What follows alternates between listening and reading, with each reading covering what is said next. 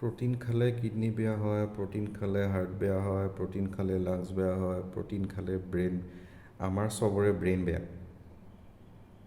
এজন প্ৰাপ্তবয়স্ক মানুহক ভাল জীৱন যাপন এটা কৰিব হ'লে প্ৰত্যেক দিনে 0.8ৰ পৰা 1 গ্ৰাম প্ৰ'টিন লাগে পাৰ কেজি বডি ৱেইট।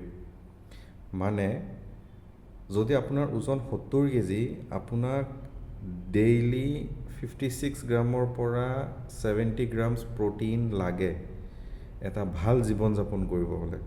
আৰু যদি ওপৰতে আপুনি এক্সাৰচাইজ কৰে, আপোনাৰ ভাল ৱৰ্কআউট আছে, জিম যায়, তেতিয়াহ'লেতো প্ৰ'টিন ৰিকুৱাৰমেণ্ট তাতকৈ বেছি আপোনাৰ।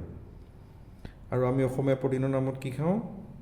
সপ্তাহৰ মূৰত এটা কণী, মাহৰ মূৰত 2 পিচ মাংস। এই 2 পিচ মাংসৰ লগত আমি কি খাওঁ? 2 কাঁহী ভাত।